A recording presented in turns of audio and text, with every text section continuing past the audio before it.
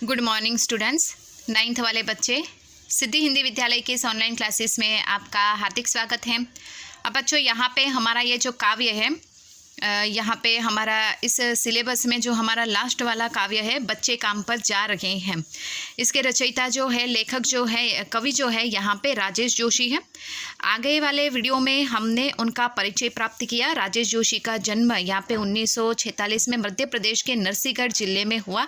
शिक्षा पूरी करने के बाद पत्रकारिता के क्षेत्र में जुड़े। तो आगे वाले आगे के वीडियो में हमने उनका परिचय प्राप्त किया और यहाँ पे उनकी बहुत सारे काव्य संग्रह, एक दिन बोलेंगे पेड़, मिट्टी का चेहरा, नेपथ्य में हंसी, दो पंक्तियों के बीच, ये भी हमने देखा। उनको बड़े बड़े पुरस्कार जैसे कि शिखर सम्मान है, साहित्य अकादमी पुरस्कार है, वो भी प्राप्त हो चुके हैं। इसके बाद यहाँ पे ये काव्य का जो भावार्थ है बच्चों, ये काव्य का भावार्थ देखना बाकी था, तो काव्य का भावार्थ हम देख लेते हैं और काव्य की शुरुआत करते हैं। प्रस्तुत कविता में बच्चों से बचपन छिन जाने के पीड़ा व्यक्त हुई है। कवि ने उस सामाजिक आर्थिक विडंबना यानी पीड़ा की ओर इशारा किया है जिसमें कुछ बच्चे खेल, शिक्षा और जीवन की उमंग से वंचित हैं यानी अलग हैं। अब यहाँ पे जैसे कि इस कविता का भावार्थ ये है बच्चों कि हम देख सकते हैं रोज़मर्रा की ज़िंदगी में आए दिन हमें बहुत सारे ऐसे बच्चे देखने को मिलते हैं कि जो काम करते हैं। यहाँ पे कुछ एक बच्चे ऐसे होते हैं कि जो 8वीं पढ़ते हैं, 9वीं पढ़ते हैं, 10वीं पढ़ते हैं या फिर 12वीं पढ़ते हैं, उसके बाद वो पढ़ना छोड़ देते हैं और घर की आर्थिक स्थिति खराब हो जाती है जिसके कारण उनको काम करना पड़ता है और वो धीरे धीरे काम की फील्ड में जुड़ जाते हैं। तो उनके जो सपने होते हैं, उनके जो बचपन होता है, उनकी जो शिक्षा होती है, उनके जो खेल कूद होते हैं, उनका जो जीवन का जो उमंग यानी जो खुशी होती है वो सब नष्ट हो जाती है। क्यों? क्योंकि घर की जिम्मेदारी नन्हे हाथों अर्थात नन्हे कंधों के ऊपर आ जाती है। तो यहाँ पे बच्चों से उसका बचपन धीरे धीरे छिनने लगता है। ज़्यादातर बच्चों यहाँ पे उसके ऊपर ही ये कविता उन्होंने राजेश जोशी जी ने लिखी हुई है ताकि बच्चों को पता पड़े कि हम जो जीवन जीते हैं, हमारे पेरेंट्स तो हमें बहुत अच्छा जीवन देते हैं क्योंकि हमें अभी कुछ काम नहीं करना पड़ता है, हम सिर्फ पढ़ाई करते हैं।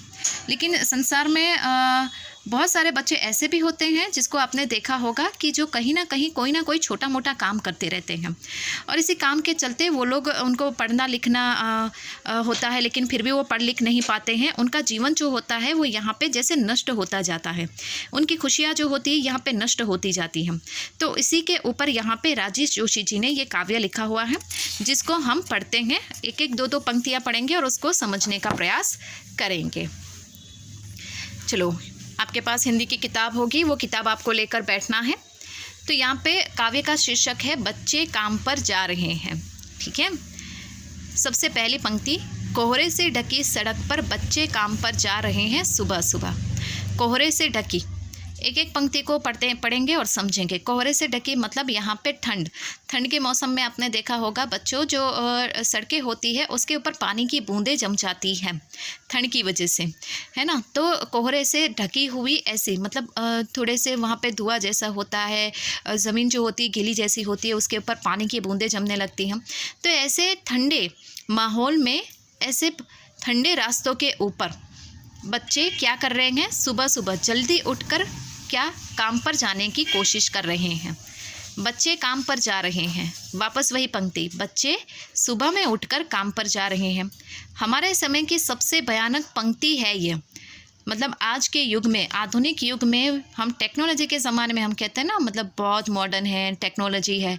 ऐसे टेक्नोलॉजी और मॉडर्न ज़माने में भी ये बहुत ही भयानक पंक्ति है। कौन सी? कि बच्चे काम पर जा रहे हैं। एक एक वाक्य में ये पूछा जा सकता है कि हमारे आज के युग में भयानक पंक्ति के समान कौन सा वाक्य है, तो बच्चे काम पर जा रहे हैं। तो आज के इस 21वीं सदी में भी ये वाक्य, ये पंक्ति बहुत ही भयानक है। कौन सी? कि बच्चे काम पे जाए। अभी तो बच्चे बहुत छोटे हैं लेकिन फिर भी उनके नन्हे यहाँ पे कदमों में, उसके कंधों के ऊपर धीरे धीरे घर की सारी जिम्मेदारियाँ आ जाती हैं। तो वो कितनी भयजनक होती है उसके बारे में यहाँ पर बताया गया है। भयानक है यह विवरण की तरह लिखा जाना चाहिए इसे सवाल की तरह। भयानक है इसे विवरण की तरह लिखा जाना। विवरण यानी कि विस्तार। बच्चे काम पर जा रहे हैं, इस वाक्य को अगर मैं कितना विस्तार, विवरण यानी उसके ऊपर एक बड़ा सा प्रस्ताव भी लिखूँ ना, एक बड़ा सा कोई पंक्ति, कोई काव्य भी लिखूँ तो भी वो कम पड़े। पूरी अगर किताब भी लिख लूँ तो भी कम पड़े। उसके ऊपर ये प्रश्न बच्चे काम पर जा रहे हैं, उसको तो एक सवाल की तरह हमें लेना चाहिए कि क्यों काम पर जा रहे हैं, ऐसी कौन सी वजह हो सकती है कि जिसके कारण ये छोटे से उनके कंधों के ऊपर इतनी बड़ी जिम्मेदारी आ जाती है। तो यहाँ पे ये जो पंक्ति है, वापस एक बार मैं रिपीट कर रही हूँ, भावार्थ ध्यान दीजिएगा। कोहरे से ढकी सड़क पर बच्चे काम पर जा रहे हैं, मतलब ठंड के जमी हुई, यहाँ पे ठंड की पानी की बूंदों से जमी हुई ये जो सड़कें हैं, जो सड़कें ठंडी हो गई है, उसके ऊपर सुबह सुबह में उठकर बहुत जल्दी बच्चे काम पर जाने का प्रयास कर रहे हैं। बच्चे काम पर जा रहे हैं, हमारे समय की सबसे भयानक पंक्ति है यह। मतलब हमारे समय, आज के इस वैज्ञानिक युग में, आधुनिक युग में कौन सी भयानक पंक्ति है, वाक्य है, बच्चे काम पर जा रहे हैं। भयानक है, इसे विवरण की तरह लिखा जाना चाहिए, इसे सवाल की तरह। मतलब इस काव्य बच्चे काम पे जा रहे हैं, इस वाक्य, ये जो छोटी सी पंक्ति है, उसको अगर मैं चाहे भी कितना विस्तार से लिखूँ कम पड़ेगा, लेकिन उसको एक प्रश्न की तरह हमारे सामने, पूरे समाज के सामने रखना चाहिए। बच्चे काम पर क्यों जा रहे हैं बच्चे, प्रश्नार्थ लिखा है। कवि यहाँ पे जानना चाहते हैं कि ये छोटे से बच्चे, यहाँ पे अभी उनकी उतनी उम्र नहीं है, फिर भी ये बच्चे क्यों काम पर जा रहे हैं। क्या अंतरिक्ष में गिर गई है सारी गेंदें? क्या दीमकों ने खा लिया है सारे रंग बिरंगी किताबों को?